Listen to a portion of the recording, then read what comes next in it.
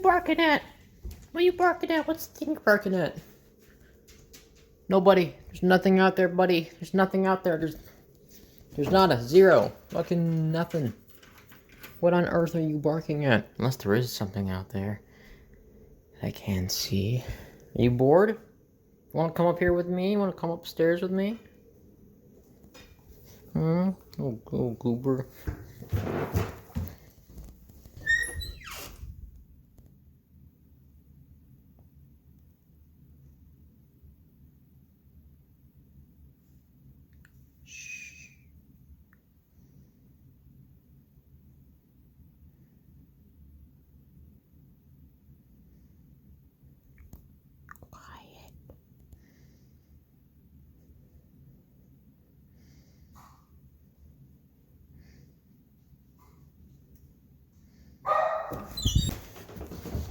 I was waiting for you that time. Get over here.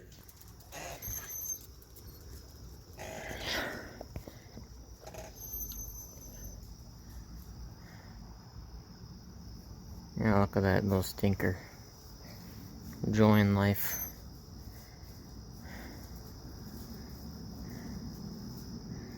Boop, shit. Hey buddy, show the audience what you can do. Spin. Sit. No, sit.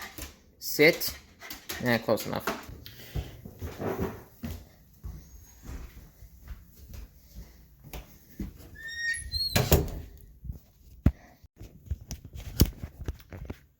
I'm sure you've already noticed that this video is edited, but it no longer has the Power Director logo in the bottom right. That's because I'm using a new editing software. Ooh, that doesn't have an annoying watermark that ruins the immersion. So yeah, hi. I'm assuming you have just finished watching either my Broken Dream series or watching my new Inscription IRL Lizards and Scissors series, or one of the live streams, or either or. Or you're just coming here for my channel trailer. In that case, hi. The purpose of this video is more of an introduction to what I think the future is going to be. If you look a little bit back on my previous videos, you'll see that I also did one of these introductions for my for Broken Dreams, and I believe that I should do another one so my audience is not in the dark about everything. If you're wondering if this video is canon to the series or whatever, no, it's not. Neither is most of my other channel updates and stuff. Well, most of them. Point is, not canon. I don't know how to do timestamps at all, but the first part is going to be me talking about the build-up to this project, what has led to this, and then the second part is going to be about what the project actually is going to be, and then the third part is just going to be something else. I have to think about it as I go. Okay, so, what has led to this project? So about, I believe now it's 3 years ago, oh shit, but 3 years ago, maybe 4 now that I'm thinking about it, I found a game called Inscription by Daniel Mullins. And if you don't know that name, I will direct you to his other games, Pony Island, which was very popular, and The Hex, which wasn't very popular for some reason. But hey, he's the guy that made those games. And he created Inscription. And I believe my first interaction with the game was a Markiplier playthrough when he played Inscription. And as soon as I saw him playing that game, and as soon as I saw the art style and the other shit, all the cards, the mechanics, everything, I immediately stopped the video, went to my PC, and bought the demo for free. And wow. I had this feeling, like, in my chest. Like, it was this, I would say it was like nostalgia, actually. A little bit of backstory. I grew up playing Yu-Gi-Oh! Like, I grew up playing trading card games. I played it at school. I played it with my brother a lot. and I sometimes would make my own like custom Yu-Gi-Oh cards, and then my brother would do the same, and then we would play with the regular Yu-Gi-Oh cards, but also play with our custom cards as well. And yeah, it was really fun, and Inscription brought me back to that point of making cards and experimenting and crafting your own deck. Yeah, to put it into like better words, when I first was playing Inscription, like the actual game, it was like rediscovering Minecraft. And I know that for some people that doesn't mean anything, but to those that know, for those that know, it was like rediscovering Minecraft, and it was the best feeling ever. So about a year goes by for me playing Inscription. I have money now, don't ask how, and I buy the full game. And I'm a little pissed that it deleted all of my death cards from the demo, but I don't care. I am now there. I am now doing that shit, and I finished the entire game in 3 hours. The whole game. Spoiler free, by the way, all I knew was the cabin, so when I got to Act 2 and Act 3 and the finale, I was like, you know, big brain explosion.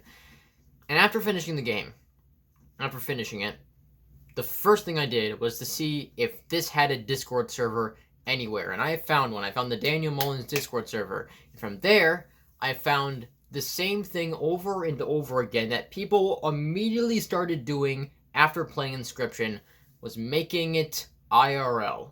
And they kept making, they found a way to print out the cards from the game and make them in physical form. Actually, hold on. Valide, I don't know how to say his name.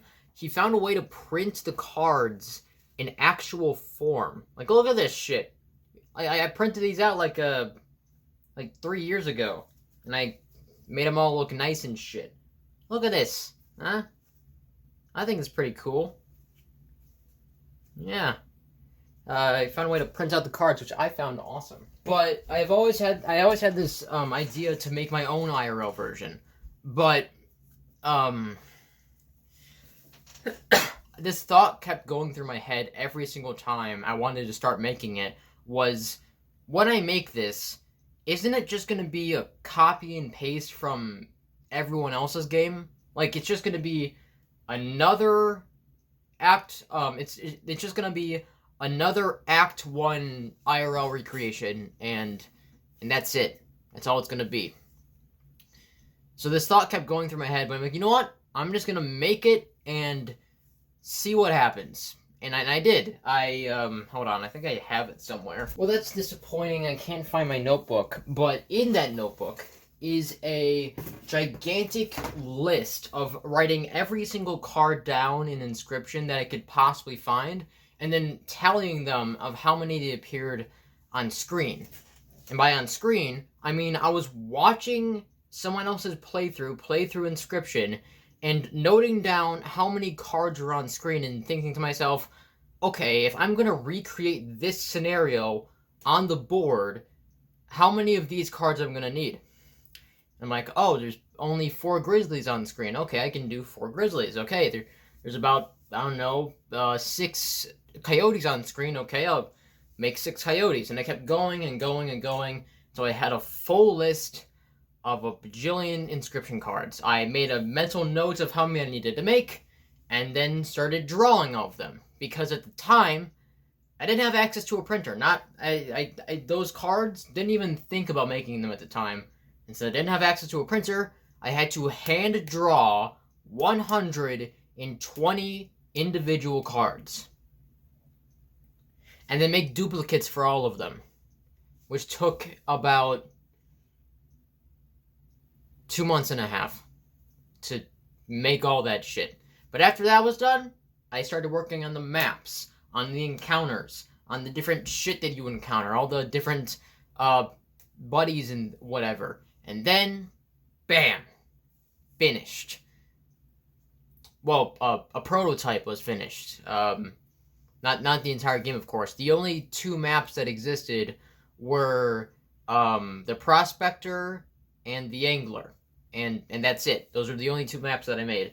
I started playtesting with some friends, young, old, in the middle, and every single time they all loved it. Everyone that played Inscription IRL instantly loved the game. I didn't even tell them that Inscription was a video game. I just said it was a board game, and they instinctively loved it anyway. It was perfect. It was beautiful. Until that thought came back. That singular thought that this is just another copy of Inscription IRL. It is mine, of course, and my art style is mine, and I can basically do whatever I want with it. But at the end of the day, like 50 other people has already made this. What I have made is no difference whatsoever. So as I was sitting in that chair right there, fucking doing what I usually do in these situations where I ponder, just pondering, thinking about all that I've accomplished, and say to myself, wait a minute, it's my art style. I can do whatever I want with this. And so, I did. I took the rules of Inscription and warped them beyond belief, and turned Act 1 IRL into my own personal nut house. And yeah, I made a bunch of other custom cards. I changed the rule of, oh, when you win the game, you get a little ribbon with your name on it. No. Your reward for winning my game is you get to make your own goddamn card. You can add whatever stats to it, whatever power, whatever health, whatever cost, and shove it into the game. Oh, what's that? You wanted to make a card with Mox? Guess what? You can do that. Oh, what's that? You want to make a card with energy? Fuck it. Yeah, you can do that as well. I've removed teeth. Teeth no longer exist. What you get for overkill is bones, and then you use your bone tokens to spend on pelts. But you're probably thinking, wait a minute, how do you spend bone tokens? They were set after a battle ends. No, they don't. Bones just stay after a battle ends, and you use them to spend cash on shit. And you're probably thinking to yourself, Cake Zombie Plus, as an Inscription fan and nut job and a sociopath, that is the most ridiculous rule I've ever said. Well, I took this version of Inscription to the Fanscription Discord server, full of a bunch of people that have done the same thing I have done in real life, and I played about 6 games with 6 individual people. And let me tell ya, those people criticized that very rule. And when they played the game, the thing they had to say afterwards was that the rule was actually pretty fun. It was very well balanced, and they were very happy with what I made. And that is where we lead today. I have played the game about thousands of times. I have so many custom cards from wins and so many death cards from losses. And now I've reached a point where I can just pick up this backpack here, put it onto my back, and just, take Inscription wherever I want to. And that is where this story should have ended. But around this time when I finally perfected my version of Inscription, and all these people are starting to notice me and appreciate me, around this time, this is when I finished Broken Dreams Episode 5. Like, Part 1, 2, and 3. Done.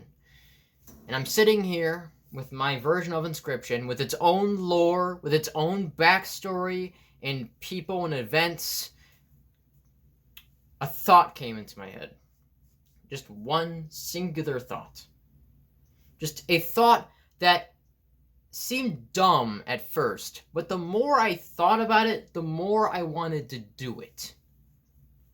What if my Broken Dream series on YouTube is somehow connected to my version of Inscription IRL? And that is where part 2 begins. Because I have a fucking multiverse now. Welcome to the Cake Zombie Plus multiverse, baby! We're connecting all these channels together, and I have such cool ideas for this. But first I needed a villain, like a good villain, anti-hero, anti-villain, whatever. The Gekologist. A person so obsessed with Inscryption that he brought it into real life, but into more ways than one. He has his own backstory, his own lore, and the more you guys play my version of Inscryption, the more it will start to unravel. However, my lore fit perfectly with this. However, it needed a bit more. Like, the stuff I had planned for Act 1 IRL worked perfectly with it, but there was still, like, leftover strings and threads that needed to be woven back up, because I will admit, even though Episode 5 was supposed to, you know, clear everything up, yeah, it kinda didn't, but, hey, this is gonna fix it. Or poorly tape it up, either or. I'm not just doing Inscryption Act 1 anymore. I'm going to attempt to make not only Act 1 IRL, but 2, 3, and the finale.